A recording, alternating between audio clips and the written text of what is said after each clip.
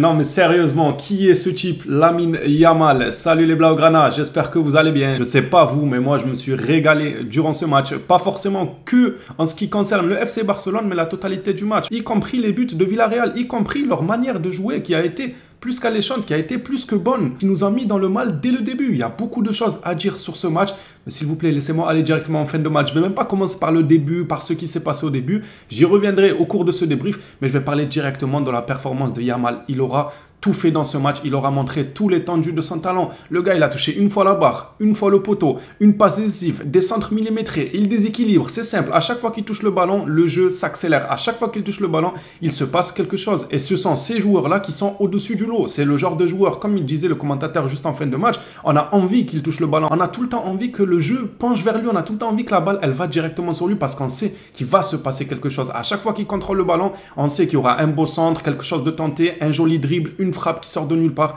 Il a été excellent. Il a été applaudi. Le gars, on dirait Ronaldinho. Le stade entier l'a applaudi à l'extérieur. C'est pas n'importe qui que vous verrez avoir ça, être applaudi à l'extérieur par le stade entier. C'était amplement mérité. Je crois qu'on s'en rend pas compte que le gars, il a 15 ans, enfin 16 ans. Depuis quelques jours, il a fait 16 ans là. Il y a à peine quelques semaines, le gars, il a 16 ans. Une pression monstrueuse comme ça, peu de personnes auraient supporté ça. Et lui, il est là sur un terrain de foot, il est à l'aise. Il ne calcule pas ce qui se passe autour de lui. S'il faut tenter, il tente. Il en a que faire que devant lui. Il a des papas de 30-35 ans. Il a à peine 16 ans. Il tente. Il apporte le danger. Il fait accélérer le jeu. Je suis désolé, mais pour moi, ce jeune, si tout se passe bien, si le Barça arrive à le préserver et ne pas le cramer bien comme il faut, il va envoyer Rafinha en Arabie Saoudite.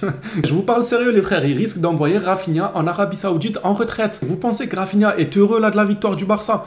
Peut-être, parce que ça reste son club, mais il n'est pas heureux de la performance de Lamine Yamal. Il devait se ranger les angles devant le match. Il doit avoir une pression. Ça ne m'étonnerait même pas que Xavi, maintenant, il accorde plus de confiance à Yamal que Rafinha. À voir, lors de son retour, qu'est-ce que Rafinha va proposer? C'est tellement bête pour lui d'avoir réagi comme ça en prenant un carton rouge. Il a laissé une chance à Yamal de montrer ce qu'il savait faire, même si il l'aurait montré. Et il l'avait déjà montré dès sa première titularisation avec le Barça. Mais là, il lui a laissé des matchs entiers, des titularisations entières. Je ne sais pas comment ça va se passer avec le retour de Rafinha, mais si Xavi donne plus de confiance à Yamal, je ne vais même pas crier au scandale. Après, il faut faire attention, il ne faut pas le cramer non plus. Il a 16 ans, s'il commence à être titulaire à tous les matchs, je pense qu'il peut rapidement se cramer. Ça peut amener énormément de blessures, donc il faut faire attention avec sa gestion. Aujourd'hui, il m'a régalé ce joueur. Maintenant, reprenons le début du match. Alors, qu'est-ce qui s'est passé? Déjà, le match a changé de physionomie lorsque un attaquant est rentré. Oui, le FC Xavi, vous ne rêvez pas, Xavi s'est encore trompé. Xavi s'était trompé face à Cadiz, il s'était trompé face à Getafe en faisant un match nul. Cadiz, c'est lorsqu'il fait rentrer un attaquant que le match devient intéressant, et face à Villarreal, exactement la même chose. Xavi s'est trompé. Lorsqu'il a fait rentrer un attaquant,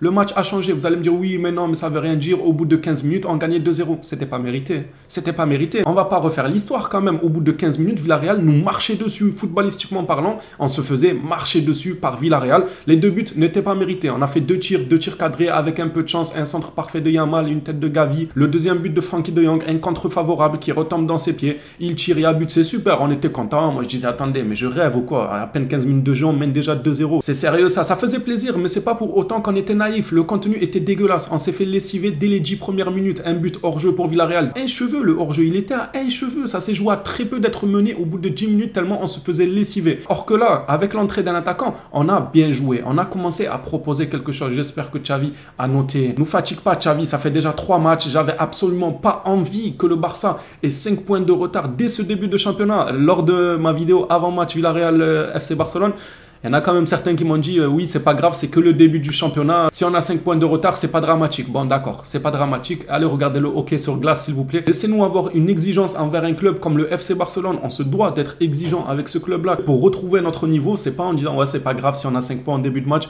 c'est pas dramatique. C'est dramatique. Tu as 5 points au bout de 3 journées de retard derrière ton rival, c'est dramatique. Permettez-moi, mais c'est dramatique. Revenons au match. Il y a quelques joueurs, j'ai vraiment pas apprécié leur rapport sur le terrain. Je pense que vous me voyez arriver, Sergio Roberto, Marcos Alonso. Normalement, on les attache dans le stade, on les laisse pas rentrer. Ils rentrent pas à Barcelone, on les attache dans le stade, on les cadenasse dans les vestiaires et ils restent là-bas. Villarreal, après, ça nous regarde plus. Ils en font ce qu'ils veulent. C'est plus notre souci. Normalement, ils sortent pas du stade. Un troisième joueur qui, pour moi, n'a pas été au rendez-vous, c'est Oriol Romeu. Oui, on vous avait prévenu de ne pas s'enflammer. Certes, il a bien démarré la saison. Certes, il a montré des choses intéressantes, mais on était là pour dire super. Moi, j'ai reconnu qu'il avait fait des bons matchs. J'ai jamais été de mauvaise foi en disant non, il a été nul ou quoi. Non, Getafe intéressant, Cadiz intéressant. Il a apporté ce petit quelque chose que peut-être d'autres n'auraient pas pu apporter. Et encore, je dis bien peut-être parce qu'on a des milieux de terrain performants qui savent tout faire. Un Frenkie de Jong sait absolument tout faire sur un terrain de football. C'est pareil pour Gundogan. Il sait absolument tout faire sur un terrain de football. Mais bref, on lui accorde quand même le peut-être, il apporte quelque chose de différent. Mais je vous disais, attention, j'attends qu'il continue comme ça. J'attends de voir face au top comment il va réagir. Parce que c'est bien beau d'être bon face à Getafe, face à Cadiz. Encore heureux, j'ai envie de dire. Encore heureux que tu es bon face à Getafe. Si tu es pas bon face à Getafe, il faut arrêter le football au bout d'un moment. Ce n'est pas non plus exceptionnel de sortir des bonnes performances face à Getafe, face à Cadiz. Tout le monde peut le faire. En fait, du moment que tu es un footballeur professionnel, tu peux le faire. Aller chercher un joueur de Liga et tout, il peut très bien être intéressant face à Getafe.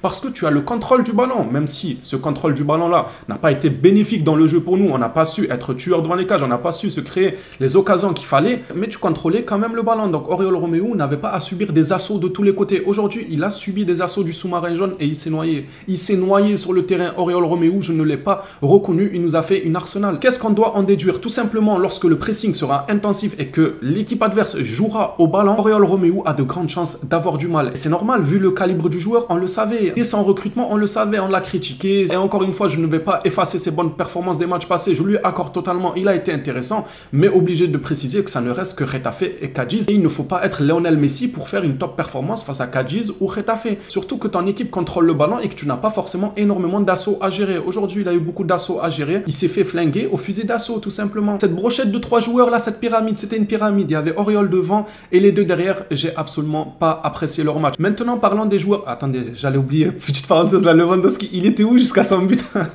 Lewandowski, franchement méconnaissable. Mais lui, de toute façon, dès qu'il a été recruté au Barça, dès que j'ai vu qu'il s'était lancé sur TikTok, je me suis dit, ça sent pas bon. Ça sent pas bon. À quel moment tu te lances sur TikTok? Je veux bien Lewandowski au Bayern, c'était une prison. Tu pouvais pas faire grand chose. T'étais là, il t'enfermait à la salle de sport, il te disait de faire des pompes, de faire des tractions. Je veux bien, t'es venu à Barcelone, t'as vu, ça vivait un peu plus, ça sortait un peu plus. Tu commençais à t'habiller différemment, sortir en soirée avec les Gavi, les Facci. T'as retrouvé un peu de ta jeunesse parce que là-bas au Bayern, il n'a pas vécu sa jeunesse.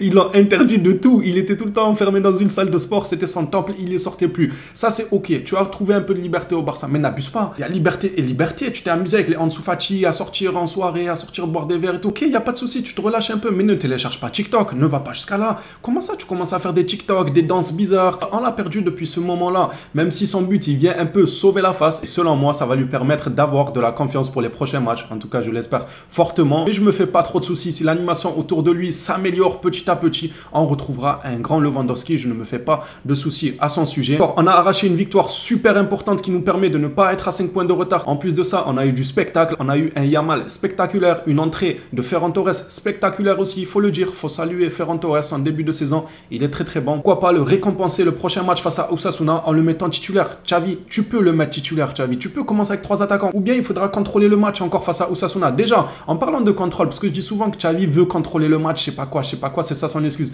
Aujourd'hui, avec 4 milieux, t'as pas contrôlé Villarreal. Il a absolument rien contrôlé, Xavi. Donc face à Osasuna, ne mets pas 4 milieux. Pars avec 3 attaquants. D'un côté, tu vas récompenser Ferran Torres qui fait un bon début de saison intéressant. D'un autre côté, tu vas nous laisser respirer un peu avec le 4 milieux d'Assassin. Il y a que des bons côtés. C'est Osasuna, ne stresse pas, Xavi. Don't panique, ne panique pas, Xavi, parce qu'il panique, les gars. Je vous jure, Xavi, c'est un stressé de la vie. Il ose pas trop prendre des risques. Et moi, ça me dérange. Parce que quand t'es coach du Barça, il faut du spectacle. Il faut miser sur l'attaque. Lui-même le disait à son arrivée. Xavi, il disait, on va pas se contenter de gagner 1-0 de manière dégueulasse. 6-7 mois après, c'est exactement ce qu'il a fait. Et il nous dit, bah, c'est pas grave, il y a des matchs qui se gagnent comme ça. C'était toute la saison. Mais bref, passons, on va pas remuer le couteau dans la plaie. C'était le passé. Maintenant, on va avancer. J'espère que cette victoire-là réveillera l'équipe. Elle fait plaisir parce que tu es mené et tu trouves le courage de reprendre les devants dans ce match. Ça fait extrêmement du bien mentalement. C'est un match que j'ai beaucoup aimé. Désolé si j'ai oublié quelques détails. Je ne peux pas tout couvrir comme ça à chaud. C'est sûr et certain que j'ai oublié quelques détails. En tout cas, voilà ce que j'avais à dire pour ce débrief. Dites-moi vous dans les commentaires, qu'en avez-vous pensé? Est-ce que vous attendez la même chose que moi? Que Xavi ait pris des notes de ce match-là et que le prochain match, il nous laisse un peu voir le 3 attaquants. Qu'est-ce que ça donne? Si c'est nul, on dira que c'est nul. Vous savez, moi,